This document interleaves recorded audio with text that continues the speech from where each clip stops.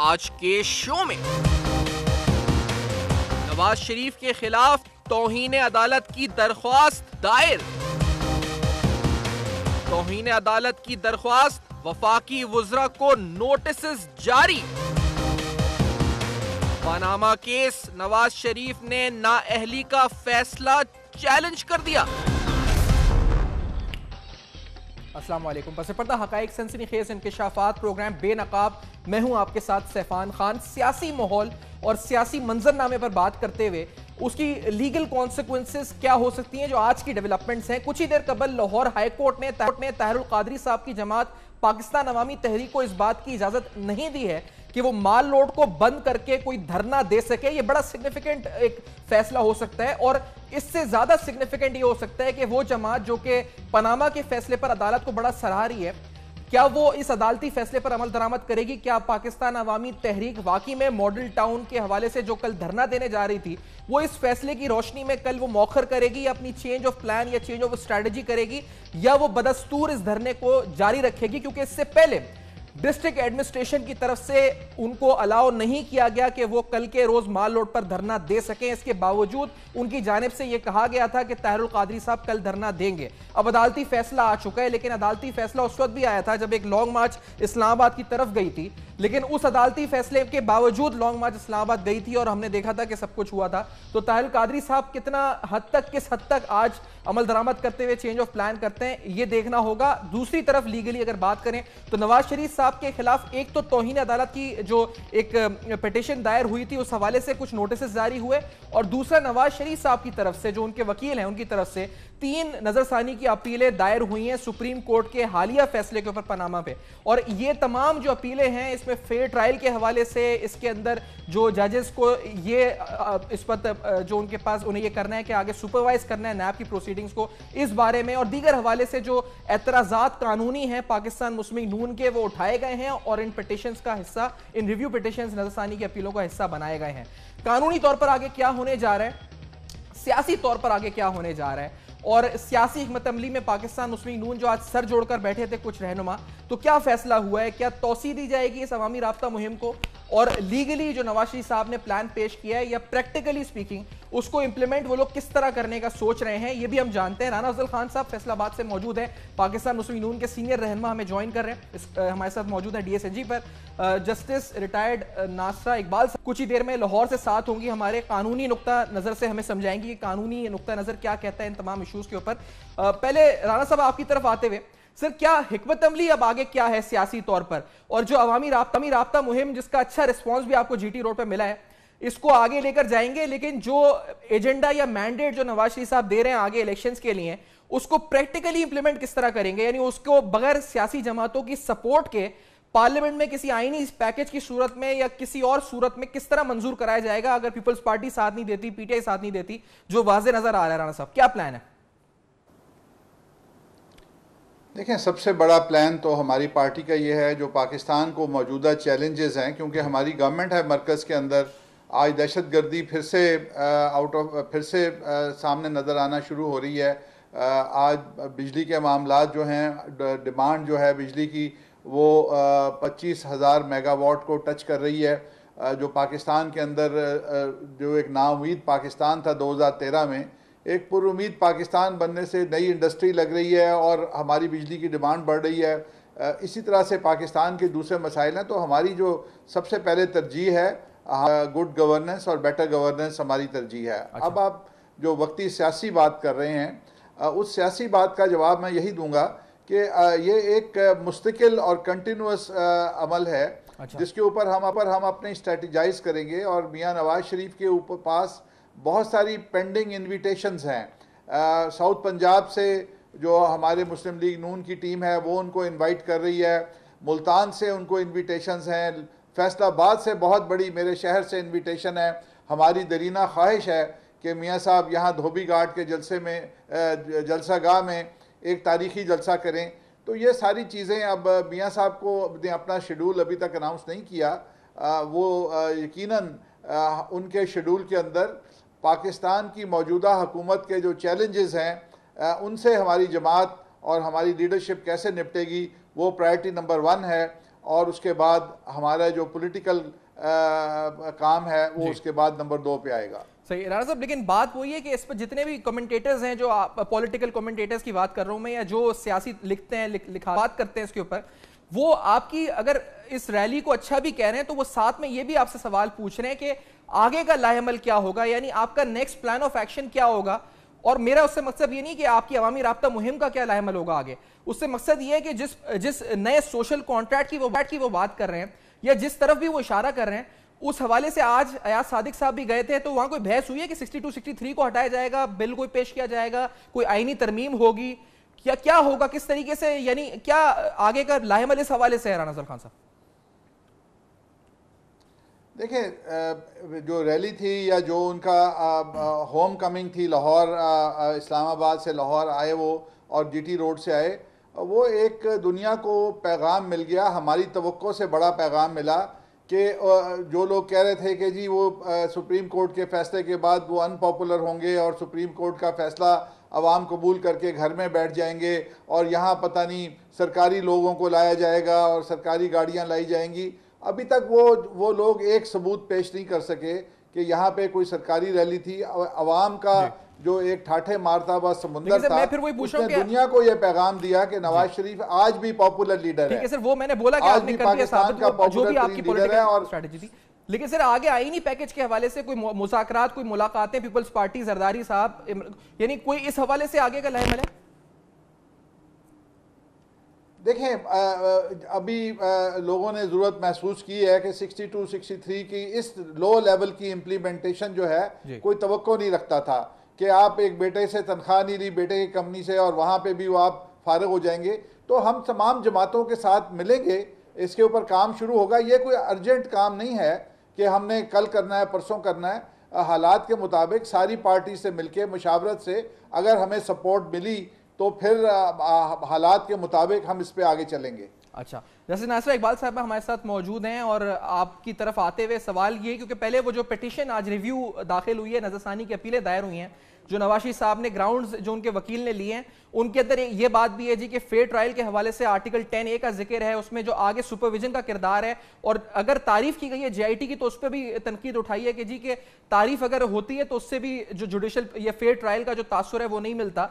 और इसके साथ साथ जो फैसला 3 रुकनी बेंच ने देना था, 5 रुकनी बेंच ने नहीं देना था, ये भी इस पिटीशन में लिखा हुआ है। ये 3 रुकनी बेंच ने जो फैसला देना था वो 5 रुकनी बेंच ने दिया, इसकी वजह से ये फैसला सही नहीं, ये भी एक पॉइंट उठाया गया, और इकामा के डॉक्यूमेंट्स भी साथ जमा कराए गए। तो नासिर साहब, आपकी नजर में ये रिव्यू या नजरसानी की अपील क्या नवाज शरीफ साहब को किसी तरह का रिलीफ दे सकती है from the supreme court of Pakistan, from the honourable जजेस, या फिर ये मामला कोई फायदेमंद साबित नहीं होगा? नासिर साहब,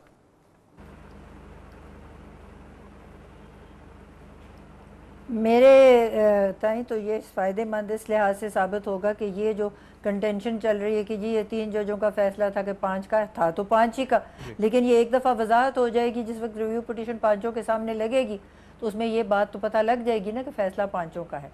और दूसरी जो बात वो अकामा की करना चाह रहे हैं, वो बात भी उन्होंने उसको रेज़ किया, हालांकि वो तो पहले ही वहाँ पर मौजूद थी। तो अगर कोई नई बात है उनके पास ऐसी फैक्चुअल या कानून की जिसके ऊपर पहले कोई बहस नहीं हुई या पहले वो नोटिस में नहीं आई अदालत के, वो अब ले आएंगे और अदालत जो है फिर उस पर बाज़ाब्ता दोबारा फ़ैसला दे देगी। और एक दफ़ा वो फ़ैसला आ जाएगा तो ये जितने भी हैं इनके पास डाउट वगैरह ये साफ़ हो जाएंगे। अच्छा, एक क्वेश्चन जो उठाया गया, जैसे मैंने कहा कि नैब को सुपरवाइज करने का सुप्रीम कोर्ट के जज की तरफ से, तो नासिर साहब ये इस पर जो लीगल फ्रेटर्निटी है उसकी बड़ी राय जो है इस पर तकसीम पाई गई है, आपकी राय क्या है कि क्या ऐसा प्रेसिडेंट है कि सुप्रीम कोर्ट का कोई जज अकाउंटेबिलिटी कोर्ट की प्रोसीडिंग को सुपरवाइज करे? ये भी चैलेंज किया गया है। बहुत इस पे मैंने देखा है कि तनकीद हो रही है, क्योंकि ये सुप्रीम कोर्ट का अपना फ़ैसला है कि जहाँ तक इन्वेस्टिगेशन है और ट्रायल है नीचे, उसमें सुप्रीम कोर्ट ने मुदाखलत नहीं कभी की। अच्छा। लेकिन फ़ी ज़माना जैसे हालात तब्दील होते हैं, जैसे अब ये आइन साजी करना चाहते हैं और तरमीम करना चाहते हैं, इसी तरह प्रेसिडेंट में भी तब्दीली आती है। अच्छा। और सुप्रीम कोर्ट ये इख्तियार है कि अगर कोई पहला प्रेसिडेंट है और वो समझते हैं कि आजकल के हालात में वो प्रेसिडेंट जो है सही है। नासिर साहब की आवाज़ भी थोड़ी राब्ता मुनक़ता हुआ है, एक ब्रेक की तरफ बढ़ते हैं, जितनी देर में राब्ता भी स्टैब्लिश होता है। उन्होंने कहा जी कि नहीं है लेकिन हालात के हिसाब से बन सकता है, और ये अथॉरिटी है जजेस को, ऑनरेबल जजेस को। After this very short break, सियासी माहौल, कानूनी जंग और ये जो धरने और तमाम सिलसिले हैं, किस तरफ मुल्क को आगे लेकर जा रहे हैं, डायरेक्शन क्या है यहां से। After this very short break, बेनकाब में मेरे साथ रहिएगा।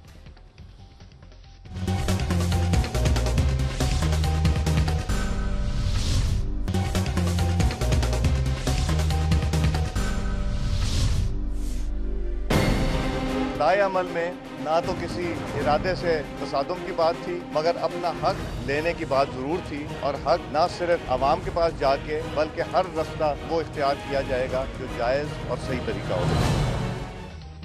Welcome back. आप देख रहे हैं बेनकाब और हम अहम तरीन कानूनी सवालात भी उठा रहे हैं और समझ रहे हैं कि पाकिस्तान मुस्लिम लीग नून की सियासी हिकमत अमली आगे क्या हो सकती है। इस सियासी हिकमत अमली में क्या जो इस पूरे मामले को, अवामी राब्ता मुहिम के मामले को इन्होंने वसी करने का फैसला किया है, किन किन शहरों में जा सकते हैं, और प्रैक्टिकली स्पीकिंग क्या किसी सियासी जमात से राब्ते होंगे किसी नए आईनी पैकेज के लिए, जिसका बार बार जिक्र हो रहा है कि नए सोशल कॉन्ट्रैक्ट, इनकलाब की बात भी कर रहे हैं नवाज शरीफ साहब। तो ये मामला अवाम की अदालत में तो रख दिया गया है जो उनके बकौल, क्या ये सियासी जमातों के पास रखकर किसी प्रैक्टिकल सोल्यूशन की तरफ, किसी डायलॉग की तरफ, क्योंकि रजा रब्बानी साहब की बात की हिमायत भी नवाज शरीफ साहब ने दादा दरबार जब हाजिरी दी थी उसके बाद उन्होंने लाहौर के जलसे में की थी, तो क्या उस तरफ बात जाएगी, किस तरफ मामला जा सकता है, ये भी हम जानने की कोशिश कर रहे हैं। राना अफजल खान साहब पाकिस्तान मुस्लिम लीग नून के सीनियर रहनुमा हमें फैसलाबाद से ज्वाइन कर रहे हैं, जिससे शायद नासरा इकबाल साहबा मौजूद है, लाहौर से सीनियर माहिर कानून है। अभी नासरा साहबा से भी हमने पूछा, उन्होंने कहा कि जो आपके डाउट्स हैं वो क्लियर हो जाएंगे जब आप रिव्यू पिटीशन में जाएंगे। आप एक्सपेक्ट क्या कर रहे हैं कि नवाज शरीफ साहब बहाल हो जाएंगे, यानी आपका आउटकम क्या है जो आप लीगली एक्सपेक्ट कर रहे हैं इस पिटीशन से जो आपने नजरसानी की अपील डाली है? देखिए, हमारे जो ग्रीवेंसेस हैं और वो उसको सपोर्ट हासिल है पाकिस्तान के टॉप मोस्ट लॉयर्स की। पहले तो अंडर सेक्शन 184 सुप्रीम कोर्ट को ये केस ले लानी चाहिए था। ये हमारी राय नहीं है, बहुत सारे बड़े सीनियर लॉयर्स की राय है। फिर एक ऐसे कोर्ट के अंदर ये केस चला है जहां अपील का राइट आपके पास नहीं है। तो ये ह्यूमन राइट्स जो हैं इंसान के, वो प्राइम मिनिस्टर को भी मिलने चाहिए कि वो ह्यूमन राइट्स के तहत उनको अपील का हक ही नहीं है, ताकि उसके ऊपर कोई सेकंड ओपिनियन, कोई सेकंड जज उसके ऊपर बैठ जाए। वो राइट हमारा राइट है और हम समझते हैं कि हमें मिलना चाहिए। तीसरी बात यह है कि अब जो नैब की सुपरविजन, उनमें से उन 5 में से एक जज करेंगे जिन्होंने हमारे खिलाफ फैसला दिया। क्या ये अक्यूज का राइट नहीं है कि वो ये कह सके कि ये जज साहब तो हमारे खिलाफ पहले भी फैसला दे चुके हैं, अब हमारी सुपरविजन भी ये करेंगे। पहले भी हमारे साथ ये ज्यादती हुई कि हमें पहले डॉन कह दिया गया और फिर कहा गया कि ये JIT जाएं, ये डॉन की और माफिया की जाके आप इन्वेस्टिगेशन करके आ जाएं। तो हमें हमारे जो ग्रीवेंसेस हैं वो एक आम पाकिस्तानी के ग्रीवेंसेस हैं। एक छोटी अदालत में भी ऐसे नहीं होता जो हमारे साथ बड़ी अदालत में हो रहा है। तो ये हमारे राइट्स हैं और मैं कोई वकील नहीं हूँ। ये वो बातें हैं जो आज हर फर्द की ज़बान के ऊपर हैं। तो अगर ये बेसिक राइट्स ही हमें नहीं मिलेंगे तो फिर मैं समझता हूँ कि हमारी प्रायोरिटी 1 तो ये है कि अदालत से हमें इंसाफ मिले। सो प्रायोरिटी 1 आपकी ठीक है, क्लियरली बताई आपने। लेकिन साहब आपसे पूछना चाहूंगा, राना अफजल खान साहब ने अपने एतराज़ात सामने रख दिए हैं, तो ये जो रिव्यू पिटीशन नजरसानी की अपील होती है ये उन्हीं जजेस के पास जाती है या इस पर लार्जर बेंच बनता है, कॉन्स्टिट्यूट होता है? इसका लीगल प्रोसीजर क्या होता है यहां से जो ये नजरसानी की अपील दायर कर रहे हैं, क्या इसका लीगल कोर्स ऑफ एक्शन आगे होगा? नासरा इकबाल साहब, ये अपील नहीं है, ये नजर सानी की दरख्वास्त है। और ये नजर सानी की दरख्वास्त मैंने आगे भी आपको अर्ज किया, ये 2 मामलात पे हो सकती है। कोई कानूनी नुकात जो उस वक्त सामने नहीं आए, या कोई फैक्चुअल बात ऐसी जो उस वक्त ना मुद्दई ना मुद्दा अलैह के ना अदालत के नोटिस में थी। इन दोनों चीज़ों पे हो सकती है और उसी बेंच के आगे लगेगी जिस बेंच के आगे पहले लगी हुई थी। और ये तवाहमात भी दूर हो जाएंगे। ये 3 मेंबर बेंच थी, 5 मेंबर बेंच थी, ये तो वाक़यातन बात ऐसी ही है, तो ये बात भी सामने आ जाएगी। दूसरी बात यह है कि वकला भी इसमें वही आ सकते हैं जिन्होंने पहले केस आर्ग्यू किया हो पहली पिटीशन में, तो रिव्यू में भी वही आ सकते हैं। सो ये चारों चीज़ें जो हैं ये उन्हीं बेसिस पे होगी रिव्यू, और उसमें अगर कोई नई बात ऐसी सामने आई है जो पहले नहीं थी तो फिर उसको कंसिडर कर सकते हैं। इसके चांसेस ना साहब बाज जगह कोर्ट के आता है 1% 2% जो लीगल हिस्ट्री रही है उस बुनियाद पर लोग कहते हैं कि क्या चांसेस हैं कि वो जो फैसला ओरिजिनल हुआ उसको रिवर्ट या उसको उस हवाले से उस फैसले को तब्दील किया गया नजरसानी की अपील में। आपको लगता है कि इसमें कितने चांसेस आपको लगते हैं लीगल हिस्ट्री के हिसाब को रखते हुए सामने, फैक्ट्स एंड फिगर्स को सामने रखते हुए, कि इस फैसले पर कोई रिलीफ बहुत बड़ा कोई टर्न अराउंड हो जाए? ऐसा हो सकता है नासिर साहब?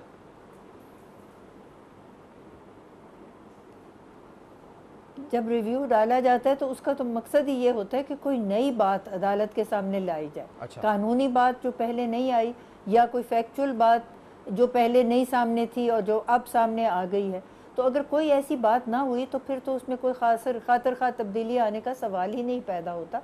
और रिव्यू पिटिशन में तो बहुत ही, अगर कोई अनोखी नई बात आ जाए सामने तो रिव्यू में कोई तब्दीली आ सकती है जो जजमेंट है, अदरवाइज इसका आम तौर पे कोई इम्कान कम ही होता है। अच्छा, नई बात। अब राना अफजल खान साहब, इसमें जो नई बात है मैं इकामा वाले में पूछना चाहूंगा। आपने इकामा को पहले भी पेश किया था वहां पर, और उस वक्त जो अनविड्रॉन सैलरी जो रिसीवेबल सैलरी थी उसके साथ कोई नए डॉक्यूमेंट्स अटैच किए हैं आपने, या वही इकामा है, वही एफजेडी कैपिटल है जिससे मेन डिस्क्वालिफिकेशन हुई है? कोई उसमें नए सबूत या कोई नए डॉक्यूमेंट्स एविडेंस आपने पेश किए हैं राना अफजल खान साहब?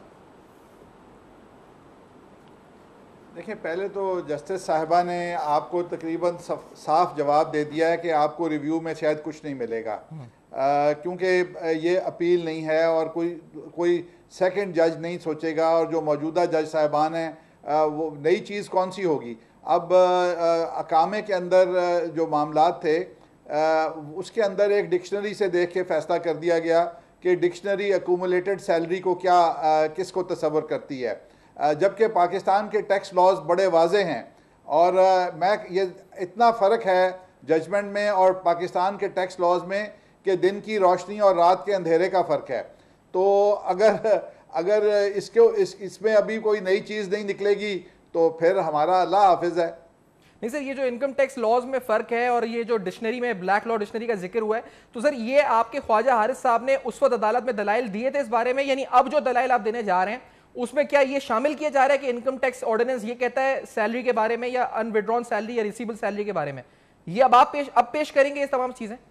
देखिए, मैं क्योंकि मैं वकील नहीं हूँ, मुझे डे टू डे प्रोसीडिंग्स में क्या हुआ उस वक्त मैं उस पर तबसरा नहीं कर सकता, शायद किया हो या शायद ना किया हो, क्योंकि ये तो एक जब फैसला आया तो हमारे लिए हैरत की बात थी कि यहाँ तो हमारे बारे में कहा गया कि ये माफिया हैं, यहाँ से पाकिस्तान पूरा लूट के ये बाहर ले गए और पता नहीं किस किस कॉन्ट्रैक्ट में ठेके लिए और चोरी की, वो चीज़ सामने नहीं आई। उनकी वाले साहब की कंपनी हुदैबिया का केस आ गया कि उसमें इन्वेस्टिगेशन की ज़रूरत है, और फिर ये कहा गया कि बेटे की कंपनी से जो तनख्वाह नहीं ली गई वो आपका एसेट बनता है और आपने एसेट डिक्लेयर नहीं किया। तो मेरा ख्याल है कि मैं तो इतना ही जानता हूं जितना आपको बता दिया कि हमारे लिए ये बड़ा हैरत की बात थी कि ये क्या हुआ। राना अफजल खान साहब एक ब्रेक लेते हैं। नासिर इकबाल साहब भी साथ मौजूद हैं और कानूनी तौर पर भी और सियासी तौर पर भी कानूनी हिकमत अमली का क्या इंप्लीकेशंस हो सकती हैं नून लीग की, और फिर सियासी हिकमत अमली की क्या इंप्लीकेशंस हो सकती हैं आइंदा मंजरनामे में मुस्तकबिल के। इस ब्रेक के बाद मजीद सवालात हमारे साथ रहेगा।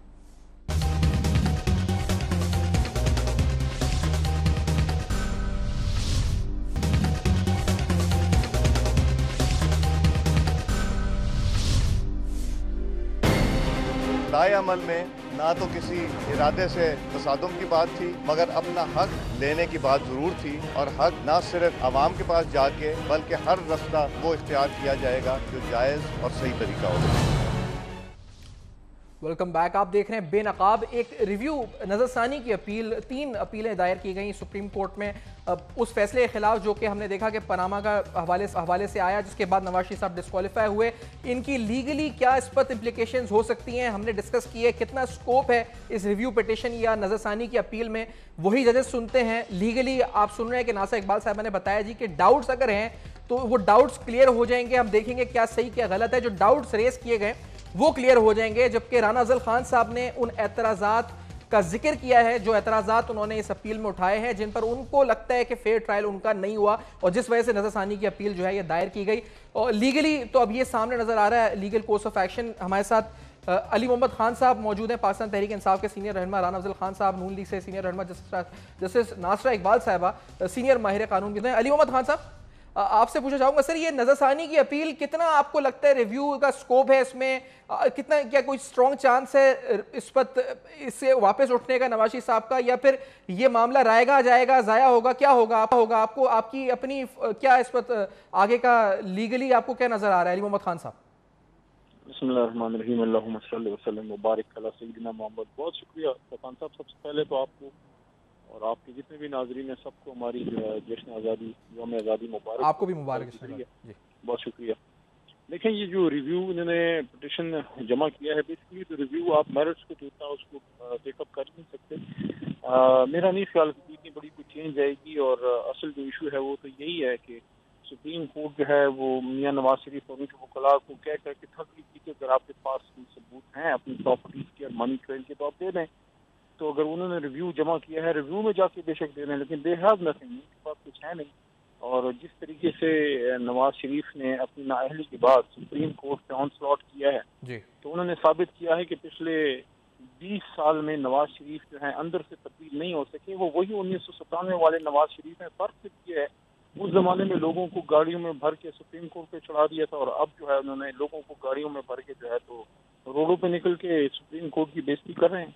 फर्क तो कोई नहीं है। देखें, एक तरफ आप सुप्रीम कोर्ट के 5 जजों को कह रहे हैं कि 5 आदमियों ने आपको निकाल दिया। 5 आदमी तो नहीं है, उनके पीछे तो पूरे आईने पाकिस्तान और 22 करोड़ आवाम की ताकत है। और दूसरी तरफ आप उसी सुप्रीम कोर्ट में जाके फिर रिव्यू पिटीशन भी डाल रहे हैं। तो लेकिन अली साहब, ये तो आपने बताया कि इसमें कोई आपको लगता है कि कोई नई एविडेंसेस नहीं है, नए डॉक्यूमेंट्स नहीं है सियासी तौर पर, जैसे आपने कहा कि इन्होंने जीटी रोड पे लोग निकाल लिए, तो उसके बरक्स जो आपने इस पर 13 अगस्त को लियाकत बाग में जलसा किया था, आपके नजदीक क्या आप ज्यादा इंप्रेसिव शो कर सके इनके मुकाबले में, या फिर आपका शो और इनका शो दोनों ही इस वक्त तवक्कुआत के हिसाब से इतने अच्छे नहीं रहे? अली मोहम्मद खान साहब। सफान साहब, आपका सवाल जो है, चले मैं जवाब दे देता हूँ। पहली बात तो ये है जी कि रिव्यू में जाके आई डोंट नो कि उनके पास कोई सबूत हैं भी, और अगर कोई है भी अब उनके पास, क्या सुप्रीम कोर्ट अब इस लेवल पे आके, क्योंकि जब एक दफा एविडेंस लेने का किसी भी अदालत में एक स्टेज होता है, वो स्टेज GIT में गुजर चुका है। उससे पहले सुप्रीम कोर्ट में जब की पिटिशन थी उसमें भी वो गुजर चुका है स्टेज। तो रिव्यू में आई डोंट नो कि सुप्रीम कोर्ट, पहले उनके पास कोई सबूत है नहीं, और मनी ट्रेल पैदा कर गए हैं, और कोई ले आए हैं, कोई तीसरा खतरी खत ले आए, तो आई डोंट नो कि सुप्रीम कोर्ट अब उसको एडमिसिबल साहिबा बैठी हैं, बेहतर समझते हैं इस बात को। और दूसरी बात यह है सफान भाई के कोई जलसों का मुकाबला तो नहीं है, ये तो तरीके इंसाफ तो हमने जो परेड ग्राउंड में मियाँ साहब का जो फैसला आया है उसके बाद 2 दिन के नोटिस पे जो हमने जलसा किया है, हमने आपको इस टाइम दिखाई है, लेकिन ये तो कोई इशू नहीं है इस तरह। उस तरफ से उन्होंने पूरी पंजाब गवर्नमेंट की मशीनरी इस्तेमाल की है, लेकिन तो आप कहते हैं इंप्रेसिव था। अच्छा, आपने जिस तरह कहा सर कि रिव्यू में इतना स्कोप नहीं, राना अफजल खान साहब कतरी खत का जिक्र भी कर रहे हैं अली मोहम्मद खान साहब, वो कहते हैं कोई नया कतरी खत तो नहीं आप लेकर आ गए हैं, अगर ऐसा कोई कतरी खत नया लाए तो शायद कुछ हो। जैसे नासर इकबाल साहब ने भी कहा है कि कोई नई चीज आपकी नजरसानी की अपील में अगर होगी तो मामला आगे सब्सटैंशियल हो सकता है। तो what is that new thing? आप कहते हैं लीगली आप अवेयर इतना नहीं है, आपने एतराजात बार बार दोहरा भी दिए हैं, लेकिन सब ये पूछ रहे हैं कि कोई नई चीज है उस रिव्यू जो उस पर नजरसानी की अपील है उसमें। राना अफजल खान साहब, मेरा ख्याल जो नजरसानी की अपील दाखिल की गई है, कल तक आपके पास सारी तफसील आ जाएगी, और उसमें क्या पॉइंट्स उठाए गए हैं वो आवाम के सामने होंगे। वो तो अभी है हमारे पास, ये कबल अज़ वक्त होगा कि मैं उसके ऊपर कोई, तो उसमें फिर आप बेहतर जानते हैं, आप उन पॉइंट्स को रेज करें, उसके ऊपर हम तबसरा कर लेंगे। वो लेकिन मैं ये कहना है कि जी सुप्रीम कोर्ट के ऊपर वही पॉइंट्स हैं। अच्छा, तो अब ये कहना कि जी सुप्रीम कोर्ट के ऊपर ऑन स्लॉट हो गया है, तो ऑन स्लॉट का मुझे तर्जुमा शायद मुझे आता नहीं है। लेकिन राना अफजल खान साहब, आपको यानी आप कितने, अभी आप सुन रहे हैं, तज्जिए भी सुन रहे हैं, जो हमारे साथ लीगल एक्सपर्ट है उनके भी, तो आपको लगता है पुरुमीद आप हैं जरा भी कि इसमें ये नजरसानी की अपील में आपको कुछ हल्का सा रिलीफ या कुछ होगा? क्योंकि आप कितने होपफुल हैं इस पर राना अफजल खान साहब, अगर आप इस पर सियासी माहौल को सामने, चीजों को रखते हुए सामने देखें? देखिए, हमारे पास चॉइस ही कोई नहीं है, हमारे पास चॉइस ही कोई नहीं है कि एक कातिल जो होता है, मर्डर करने वाला बंदा, वो यहाँ से लोअर कोर्ट से शुरू होता है और सुप्रीम कोर्ट तक अपील्स करता हुआ जाता है। हमारे पास तो हमें वो ह्यूमन राइट्स के पैमाने के ऊपर भी वो राइट नहीं दिया गया। हमारे पास जो चॉइस है वो हम एक्सरसाइज कर रहे हैं रिव्यू की। और फिर जैसे वो कहते हैं कि justice should not only be done, it should seem to be done, उसका फैसला आवाम करेंगे। आपने देखा जुल्फ़िकार अली भुट्टो को फांसी दी गई, वो आज भी जिंदा है। उन जजेस को कौन याद कर रहा है? डोगर कोर्ट्स को कौन याद कर रहा है? तो ये एक हर किसी को अपने गिरेबान में खुद देखना होगा कि क्या इंसाफ दिया जा रहा है, नहीं दिया जा रहा है। इसका फैसला पाकिस्तान के अवाम कर देंगे। हमें, हमारे लिए सबकी इज्जत और तकरीम जायज़ है, हम किसी के ऊपर ऑन स्लॉट नहीं करना चाहते, लेकिन हम अपना केस अवाम के सामने जरूर रखेंगे। लेकिन सर, जब आप भुट्टो साहब से कंपैरिजन करते हैं राना अफजल खान साहब, तो वो तो क्लियर कट केस था, हमने देखा है कि वो सबके सामने है, जिसको बहुत से लोग अदालती तारीख में इस वक्त समझते हैं कि सही भी नहीं हुआ। ये केस में तो आपको अदालत में मौका मिला अपना बयानिया देने का, अपने सबूत देने का, फिर JIT में अलग मौका मिला कि आप अपने ऊपर जो इल्जामात है उनको गलत साबित कर सकें, डॉक्यूमेंट्स पेश कर सकें। तो ये तो पूरा एक लंबा प्रोसीजर है जो अप्रैल 2016 से लेके आज तक जारी था। तो इसमें तो पूरा मौके के साथ फिर डिस्क्वालिफिकेशन नहीं हुई राना अफजल खान साहब। बड़ा कॉम्प्लिकेटेड केस है अगर कंपैरिजन करें भुट्टो साहब से। तो देखें मेरी नज़र में जज साहिबान बहुत बड़े लोग होते हैं। उन्होंने पूरे हालात को देखना होता है कि किस तनाजुर में क्या हो रहा है, और फिर तारीख उनको जज करती है। अभी ये आज बहुत अर्ली है कि हम उनको जज करें कि ये फ़ैसला पाकिस्तान के मुफाद में था, ये किसी ने किसी एक बंदे को सज़ा देने के लिए किया, या इस फैसले के क्या मुज़म्मरात पाकिस्तान के ऊपर होंगे। आखिर में तो हम सब जजेस भी, फौजी भी, पॉलिटिशियंस भी पाकिस्तान की बेहतरी चाहते हैं, और अगर इस फैसले के नतीजे में पाकिस्तान की बेहतरी ना निकले तो फिर तारीख इसको कैसे देखेगी, मैं उसकी प्रिडिक्शन नहीं करना चाहता। लेकिन जो अवाम ने जो महसूस किया वो आपके सामने आ गया है। सही है। नासर साहब, आपसे पूछना चाहूंगा, ये इस वक्त कंपैरिजन भुट्टो साहब से इस पूरे मामले का ये बनता है या नहीं बनता? और दूसरी बात, जो नारा लगा है नवाज शरीफ साहब ने, वो लगे रहे कि 2013 में लोड शेडिंग के खिलाफ मुहिम और मैंडेट लेके गए थे, और अब उनका जो मैंडेट है फॉर इलेक्शन 2018 वो वोट का तकद्दुस है अवाम के। तो ये जो नारा है, नैरेटिव है, नासर साहब आपके नजदीक अवाम को कबूल होगा, सक्सेसफुल नैरेटिव है, ये पजीराई हासिल करेगा, पॉपुलिस्ट होगा? ये तो अब सियासी बात है, मैं क्या जानूं। वैसे मैं समझती हूँ कि तमाम पार्टियों को ये सड़कों की सियासत से बाज आना चाहिए। हमारी मईशत इस बात की मुतहम्मिल नहीं है। अभी ये देखिए आपने कि स्टॉक एक्सचेंज जो है वो बिल्कुल प्लमेट कर गया और बहुत गहरी खाई में चला गया। तो जो सूरत हाल है, हर बच्चा, मर्द और औरत 1.25 लाख रुपए का मकरूज है। इस कर्ज को हमने उतारना है, तो हमें मईशत को एक बेहतर पैमाने पे बेहतर हालात में लाना है। और ये सड़कों की सियासत कोई भी पार्टी करे तो मैं समझती हूँ इसका मनफी असरात होंगे, इसके कोई मुस्बत असरात होने का इम्कान नहीं है, और मैं ये सब पार्टियों के लिए कहती हूँ। लेकिन इसका हल फिर जमहूरियत ही है इस पर नासर साहब, कि जमहूरियत को सिस्टम चल रहा है, इसी को मजीद एम्पावर किया जाए, इसको मजीद इससे संवारा जाए, इसी के जरिए आगे बढ़ा जाए, यही हल है ना नासर साहब? मतलब क्योंकि स्टेबिलिटी को बहुत से लोग अब कहते हैं जी कि टेक्नोक्रेट आ जाए, कुछ और आ जाए, वो सफाई करे सारे निजाम की, एहतसाब हो, क्या तरीकाकार क्या होगा उसका? जी देखिए, आप देखिए मुकन्नना का काम क्या है? कानून साजी। कानून साजी तो करते नहीं है, सड़कों से तो नहीं होती। सब जितनी भी पार्टियां हैं वो आके बैठें लेजिस्लेचर में, वहाँ पे फैसला करें कि किस किस्म का कानून जो है वो मुस्बत उसके होंगे नताइज। मसलन 62, 63 को निकालना चाह रहे हैं सब पार्टीज मिलके, अगर मुत्तफिक तौर पे निकाल दें तो अल्हम्दुलिल्लाह। पहले निकालने की कोशिश जब की एक पार्टी ने तो दूसरी पार्टी उसके खिलाफ हो गई। तो ये सारी बातें जो है ना, ये ठंडे दिल से बैठ के तो ये मुकन्नना के अंदर ही हो सकती है, ये सड़कों पे तो नहीं हो सकती। और फिर ये भी बात देखनी है कि और भी कोई अगर चीज़ चाहते हैं उसमें तरमीम लानी, तो एक ही दफ़ा तमाम पार्टियों से मशवरा करके मुत्तफ़क़ा तौर पे कोई नई सूरत हाल निकालें जो मुस्बत हो कौम के लिए। सही। अच्छा राना साहब, आपसे लास्टली पूछूंगा, आप खुद MNA फैसलाबाद से, सर ये जो नैरेटिव मियाँ साहब दे रहे हैं, लगता है बड़ा एंटी एस्टैब्लिशमेंट नैरेटिव है, जब वो कहते हैं वोट का तकद्दुस और इदारों और तमाम अपने काम करें, ये करें। सिर्फ पंजाब में जो आपका वोट बैंक है, will that support it, accept it, ये जो आप नैरेटिव दे रहे हैं इलेक्शंस के लिए, और दूसरी तरफ खान साहब एंटी करप्शन नैरेटिव दे रहे हैं, तो ज्यादा मकबूल अवाम पंजाब की किसको कबूल करेगी? ये जो एंटी एस्टैब्लिशमेंट तो कहा जाता है, पंजाब की अवाम कभी भी सपोर्ट नहीं करती किसी कुव्वत को। देखें, ये जो आपने कहा कि ये एंटी इस्टेब्लिशमेंट नैरेटिव है, एंटी इस्टेब्लिशमेंट नहीं है। वोट का तकद्दुस और civilian supremacy on the face of it सारे इदारे मानते हैं, लेकिन वो on the face of it मानते हैं, प्रैक्टिकली क्या है वो फिर अब आप पाकिस्तान के अवाम जो हैं वो इतने बेवकूफ़ नहीं है कि आज सोशल मीडिया जो है वो सबसे बड़ी ताकत बन के सामने आया है। तो मैं समझता हूँ कि ये जो बात डॉक्टर नासरा साहिबा ने की स्टॉक एक्सचेंज की, वो मैं आपको बताऊं कि क्यों गिर रही है स्टॉक एक्सचेंज। बिकॉज आज इन फैसलों से हमने एक अफरा तफरी की फिजा, आज बिजनेसमैन को पता है कि 30 साल के बाद अगर हुदैबिया पेपर मिल का केस खुलेगा तो हर बिजनेसमैन की फैक्ट्री का केस बहुत शुक्रिया जिंदगी में खत्म नहीं होगा। आपका पॉइंट पहुंचा है सर। अब तक वाइंड अप की तरफ हमें बढ़ना है प्रोग्राम को। आपके नासिर इकबाल साहब।